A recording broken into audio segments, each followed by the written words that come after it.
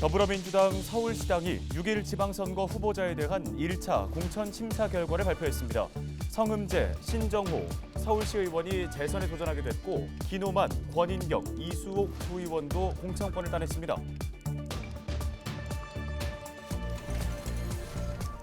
우리 지역 유권자들이 지방선거에 나서는 후보자들에게 바라는 점은 무엇일까요? 우리 동네 희망 공약에선 양천구 신월동 주민들의 희망 공약을 들어봤습니다.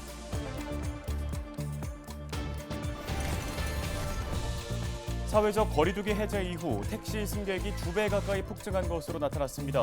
서울시가 택시 승차난 해소를 위해 개인택시 3부제를 해제하는 등 심야 시간대 택시 공급을 늘리기로 했습니다.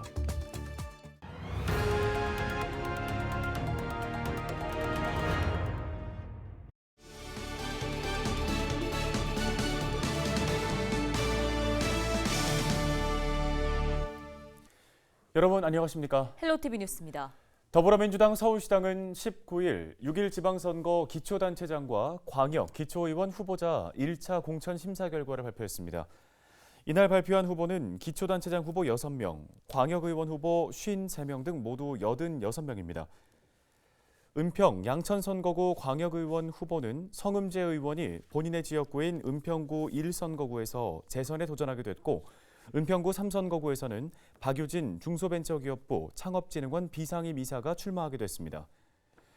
양천구 1선거구에서는 신정호 서울시 의원이 재선에 도전합니다. 기초의원 후보는 은평에서는 권인경, 기노만 의원과 이경구 은평구 배드민턴협회장이, 양천에서는 이수옥 의원이 공천권을 획득했습니다. 헬로티비 뉴스 서울에서는 6일 지방선거를 앞두고 지역 유권자의 바람이 후보자들에게 잘 전달될 수 있도록 우리 동네 희망 공약 시간을 마련했습니다. 양천구 신월동 주민들을 만나 희망 공약 들어봤습니다. 김진재 기자입니다. 신월동은 김포공항과 인접해 있어 항공소음 피해가 발생하는 곳입니다.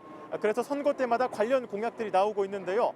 하지만 주민들은 항공소음뿐만 아니라 다른 부분에 대한 공약도 필요하다고 이야기합니다. 공항소음과 함께 주민들이 꼽는 주요 현안은 지하철역 유치.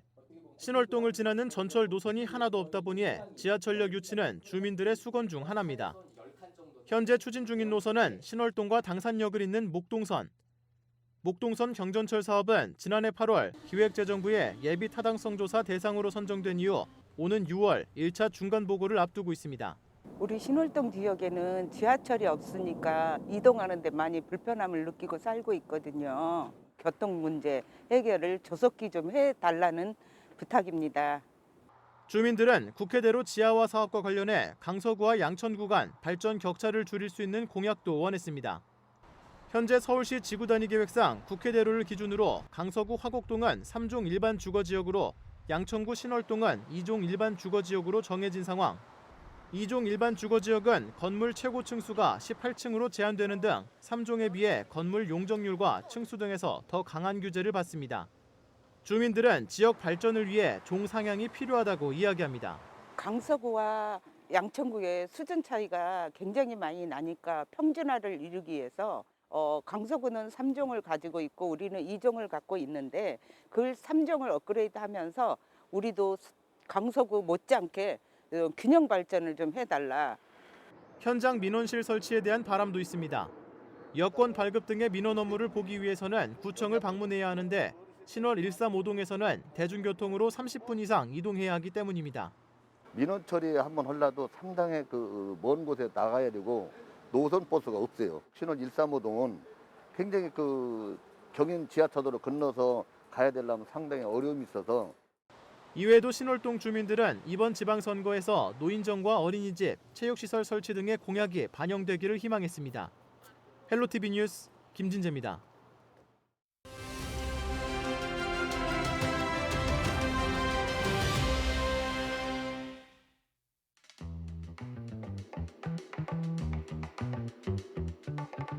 (6일) 지방선거를 앞두고 지난 2월부터 예비후보 등록이 이어지고 있습니다.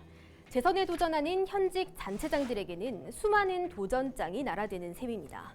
하지만 현직 단체장들은 출마 의사를 밝히고도 예비후보 등록은 최대한 미루는 경우가 많은데요. 그 이유가 뭘까요? 이른바 현직 프리미엄, 그러니까 현직의 장점을 누리는 것이 유리하다는 계산이 깔려 있다는 분석입니다. 단체장들은 실제로 각종 지역 행사에 참석하며 유권자들을 수시로 만나고 소통합니다. 후보로 등록을 하지 않아도 자신을 알릴 수 있는 기회가 많다는 것이죠. 사실상 업무를 하며 선거운동 효과를 얻는 셈입니다. 예비후보로 등록하면 선거일까지 단체장 직무가 정지되기 때문에 현직에서 활동하는 것이 낫다고 판단하는 거죠. 또한 현직에 있으면 공무원 조직을 활용할 수 있다는 것도 이점입니다. 쉽게 접근할 수 있는 지역 정보를 토대로 공약 개발을 비교적 수월하게 할 수 있는 것입니다.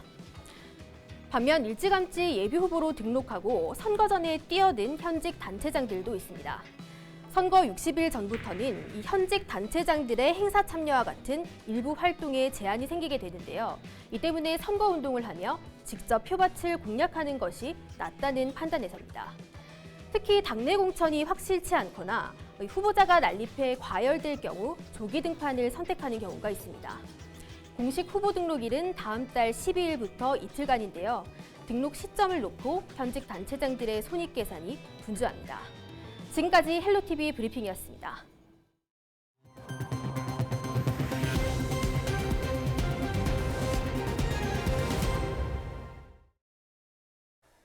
다음 소식입니다. 서울시가 주택보유세 개편안을 마련해 대통령직 인수위원회에 전달했다고 밝혔습니다.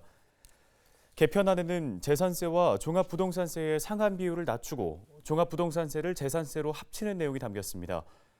서울시는 재산세 개편안에서 현재 공시가격 5억 원인 최고 세율 적용 구간을 9억 원으로 조정해야 한다고 요구했습니다. 1주택 보유 실거주자에 대해서는 보유자의 나이와 주택 보유 기간 등을 고려해 최대 30%, 30만 원까지 세액공제 혜택을 주자고 건의했습니다. 또 종합부동산세를 없애고 지방세로 전환한 뒤 재산세로 일원화하자고 제안했습니다. 서울시 코로나19 신규 확진자 수 감소세가 유지되면서 중환자 전담병상 가동률도 50% 아래로 떨어졌습니다. 20일 0시 기준 서울시 신규 확진자는 18,322명입니다. 이는 전날보다 3,400여 명 감소한 수치인데요. 지역별 신규 확진자는 은평이 932명, 양천에서 831명 발생했습니다. 코로나19 관련 사망자는 26명 발생해 누적 사망자는 4,398명이 됐습니다. 신규 확진자 감소로 중환자 전담병상 가동률은 40%대로 재택치료자는 8만 명대로 떨어졌습니다. 사회적 거리두기는 해제됐지만 요양병원과 같은 고위험 시설에 대한 방역 조치는 여전히 시행 중입니다. 서울시는 추후 방역 상황에 대한 평가를 거쳐 완화 여부를 검토할 예정이라고 밝혔습니다. 다음 소식입니다. 서울시가 거리두기 해제에 따른 택시 승차난 해소 대책을 내놓았습니다. 사회적 거리두기 해제 첫날 심야 시간 택시 이용 건수는 6만 9천여 건으로 오후 9시 영업 제한 시간대보다 2배 가까이 폭증한 것으로 나타났는데요. 이에 서울시는 개인 택시 3부제를 일시적으로 해제해 휴무 중인 택시도 밤 9시부터 다음 날 새벽 4시까지 운행할 수 있도록 했습니다. 시는 이번 조치로 하루 평균 2천여 대의 개인 택시가 추가로 운행할 수 있을 것으로 예상하고 있습니다. 시는 또 휴업 신고 없이 무단으로 운행을 중단한 개인 택시에 대해 행정처분 등을 내려 택시 운행률을 높이고 심야 전용 택시 영업시간을 오후 7시부터 다음 날 오전 9시까지 2시간 늘리기로 했습니다.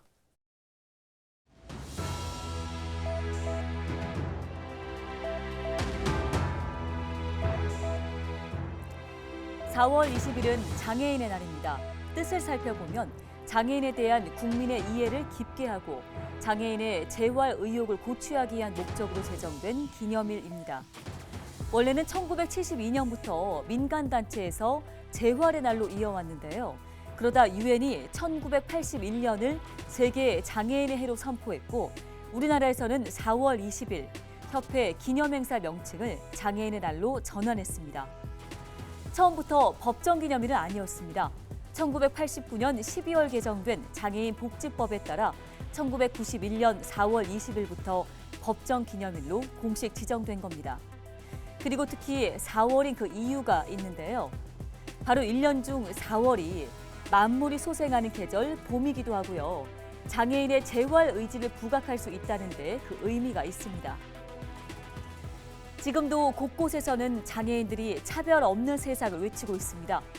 여전히 우리 사회에서 사라지지 않는 장애인 차별. 함께 살아가는 장애인들의 목소리에 귀 기울여 보시는 건 어떨까요? 데일리 브리핑이었습니다.